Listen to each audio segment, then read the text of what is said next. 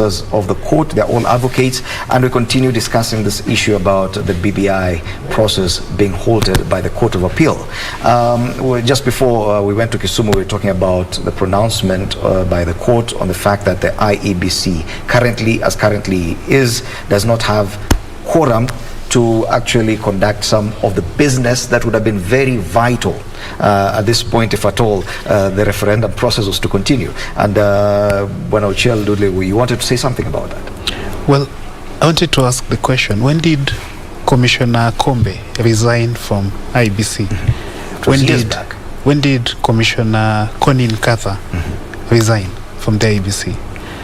I think the message the court has sent to us is that we must not use vacancies in the IBC to play politics. We must not keep vacancies in IBC there for long. They must be filled up. The Act gives 14 days for the president to declare vacancies.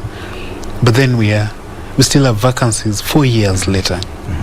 I think if the court had said that IBC was okay with the 3 commissioners, then it would have been sending the message that it's okay to keep IBC with vacancies for long, and that it has no consequence.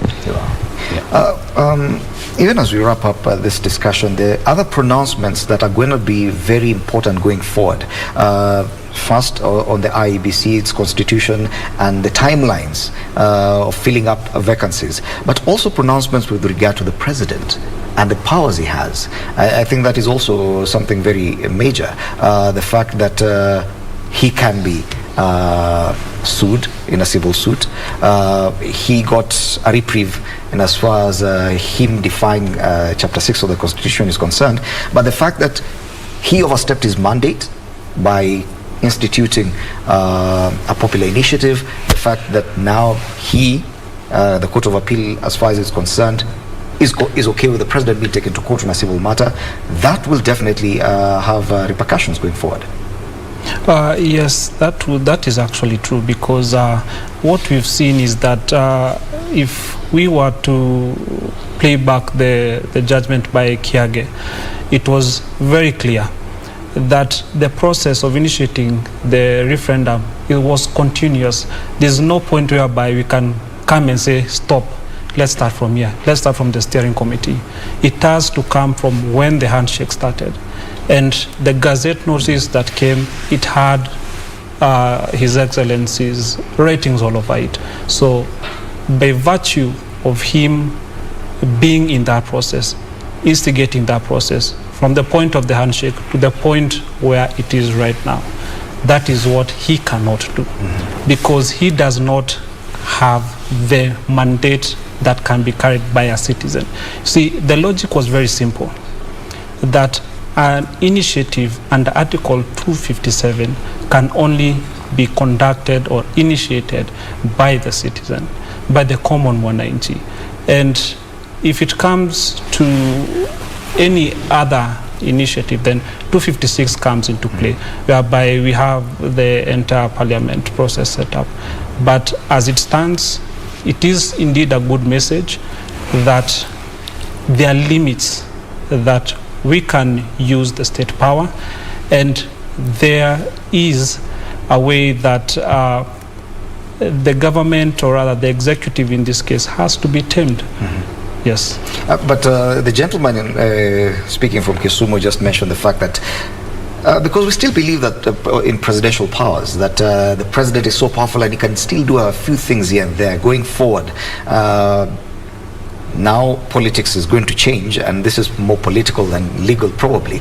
The fact that even the discussions we've been having so far about bringing people together probably for purposes of sharing positions, someone mentioned just now that the president can still do it, that probably he could come up with the same information that NASA had and still share out some positions. But according to the pronouncements by the court today, isn't that exactly what the court said that the president cannot do? I think the gentleman from Kisumu was referring to the president's other options. And is right that the president can still do it, because if there's a bill in parliament already that has taken off one aspect of BBI, the part that ministers can be appointed from parliament. You know, you can appoint a minister and then call him a prime minister. it would still arrive at the same destination. We would have a minister. So there's a bill in Parliament. Maybe we need to take a look at that and see if it complies with today's judgment. Yes. Yeah. And of course, the many pronouncements by the Court of Appeal mean that we're gaining some new understanding of the Constitution and how we can conduct referenda going forward, and even elections and all these other processes.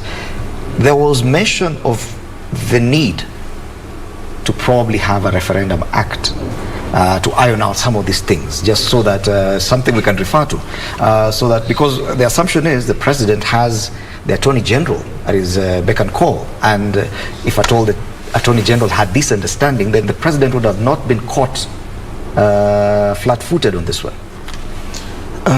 Fred, perhaps before I answer your question, there was the immediate question you asked my learned counsels, officers of the court, on the issue of the guy from Kisumu. What I perhaps my very brief contribution to that, what I got from the understanding of the people from Kisumu, or the gentleman from Kisumu, is that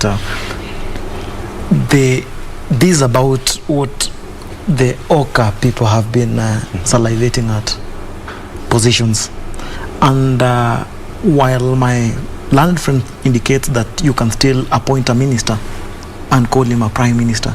Remember, under the current dispensation, the president has only the latitude of appointing up to 22 cabinet secretaries.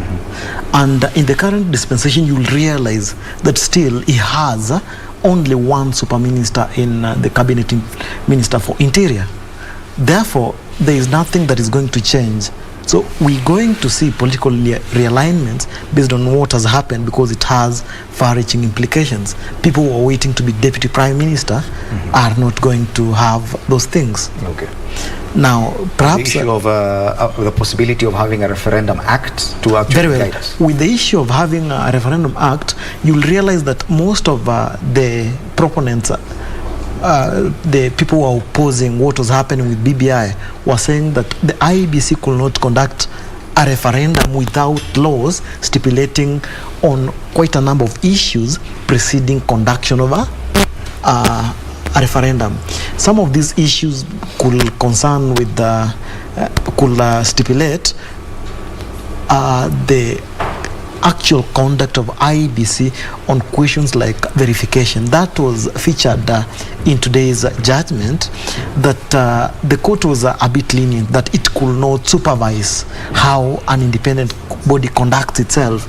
But where the court got or found IEBC flat-foot is the fact that proponents, my learned senior here will reliably inform you that they were saying that or they were in a way opining that there could be some scientific way of making sure that all the signatures were verified, had been verified scientifically by IEBC. That was not the case. IEBC depounding the affidavits that that was done by putting the names and signatures of those people on their website.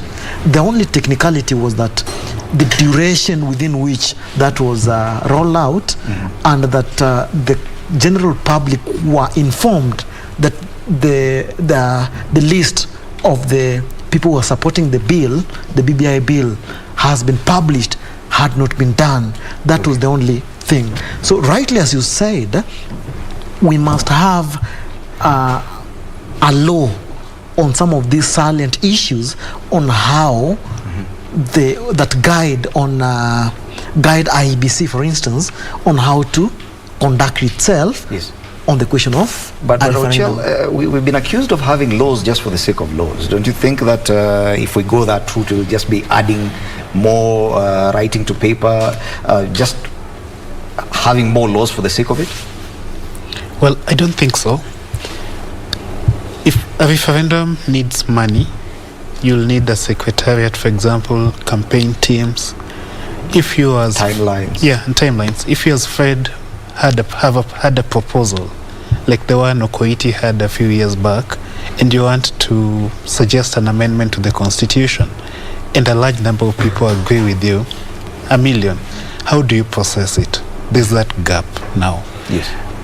there's the issue of funding for this campaign, because you need to fund them equally for the sake of transparency and fairness of referendum, because they're just like elections. So they should be funded equally. The referendum campaign committees. Okay. There's a gap in that area. So I think there's need for the law. Your opinion on the same as we wrap up?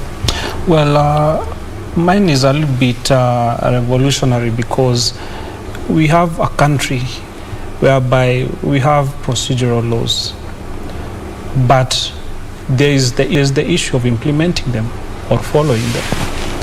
And if I remember correctly, Professor Pierre Lumumba says that it is not the abundance of laws that make us a country, or rather it's not the abundance of laws that can govern us properly.